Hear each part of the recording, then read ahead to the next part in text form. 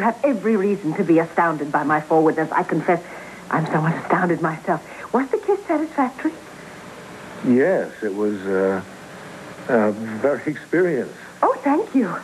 Nonetheless, I do realize that I have a great deal yet to learn about that, as well as other endeavors that are engaged in by people who profess their love for one another. Clint, it is true that I was overwhelmed by a mixture of emotions after that dreadful experience with the slave traders and your very daring rescue. And I may very well have regretted it had I given myself to you as I so boldly offered. But now I understand all those feelings. I love you.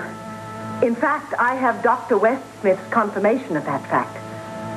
How's that? You see, I confided to him my inability to concentrate, my propensity toward excessive daydreaming, and various other symptoms that were previously unknown to me. Love sickness? Yes. In the English novels that I have read, the heroines frequently experience the condition. You see, I never believed that I myself would ever suffer from such an affliction. But apparently, I have contracted a very extreme case.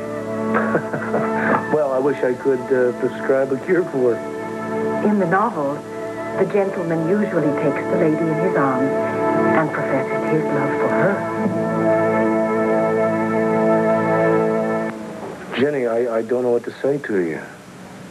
Have I embarrassed you by my declaration? No, I'm not embarrassed. Perhaps I should be embarrassed. I am not altogether sure if it is proper for a lady to express her feelings quite so freely. All this is still very new to me. There is nothing wrong with the lady expressing her feelings. Oh. I would have no objection at all if you wish to express your feelings, honestly, of course. Well, it's hard to explain. But you are far more experienced than I. Well, you know I care about you. As a matter of fact, I'm falling in love with you. Oh, good heavens. How I have yearned to hear those words. No, but there's more. Jenny, I'm not sure that I have the right to love you. Why not? Well, there's a lot of things that I have to resolve in my life. My being from the future, for one. But you are here now, in my time. It is very clear to me that our love was ordained by destiny. Don't you see, Clint? There is nothing standing in our way now. You are a free man, and you have my promise that I will commit not only my body and my soul, but every waking moment of my life to your well-being and your happiness. But I'm not a free man. Of course you are. No, I'm not. I still love Vicky. But you said yourself that you have no hope of ever rejoining your wife and children. I know. Every bit of reason and every bit of logic I have in me tells me that there's no way I'll ever be able to get back home and back to the future. But my heart just won't turn loose. It just won't let go. I'm torn between you here and Vicky in another time and place. In other words, you cannot commit yourself to me. Not now. Maybe one day I can. Maybe it'll never happen. I don't know.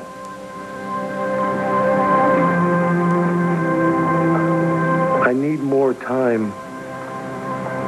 I need more time, Jenny, to try and work my way through this confusion. And you deserve all of my heart, not just a piece of it. I wish I could offer it to you now, but I can't.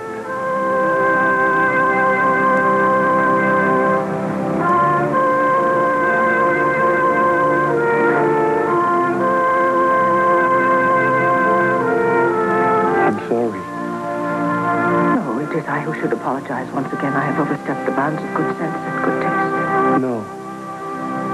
No, you're wrong. I stirred emotions and feelings in you and you expected those feelings and emotions to be returned. You haven't done anything to be ashamed of. Oh, yes, I have. I should have have realized the pain and the confusion that you were suffering from, and instead, I thought only of my own needs and desires, thereby adding to your pain. I am terribly sorry.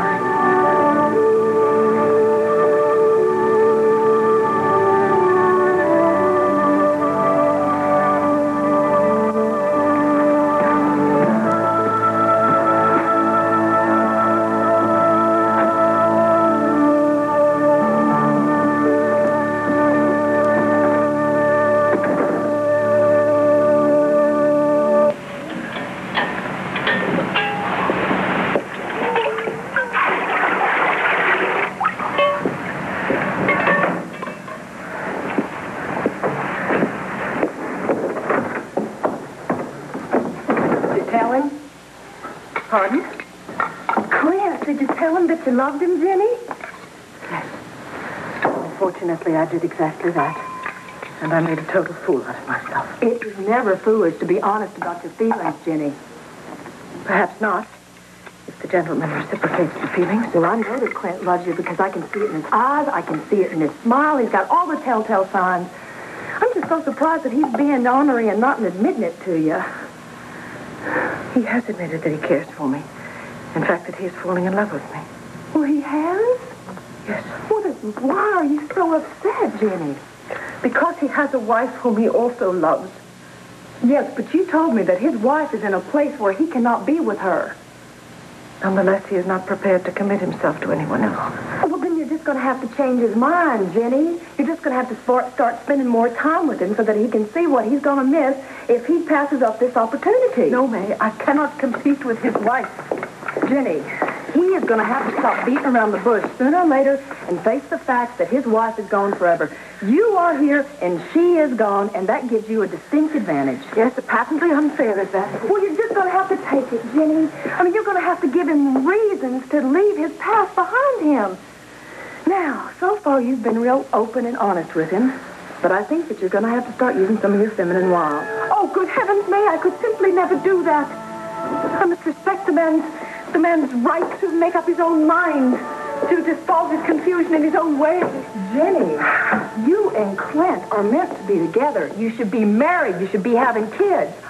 Did you tell him that you can have children? No. Oh, Jenny, why not? Listen, now, every man in this world wants to know that his name is going to go forward into the next generation and the generations after that one. But he already has sons. The Buchanan name, future, is assured. Well, it never hurt anybody to chop a little bit more wood than you need for the winter.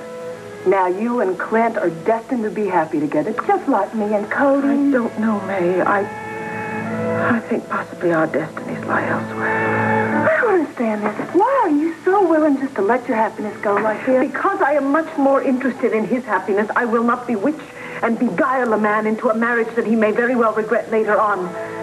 I am not in the habit of trifling with others' emotions like that. You are the most exasperating woman in this whole Arizona territory. Do you know that, Miss Fletcher? May, I must do what is right. I must apologize to him for putting such pressure on him, and I must release him from any obligation that he might feel toward me.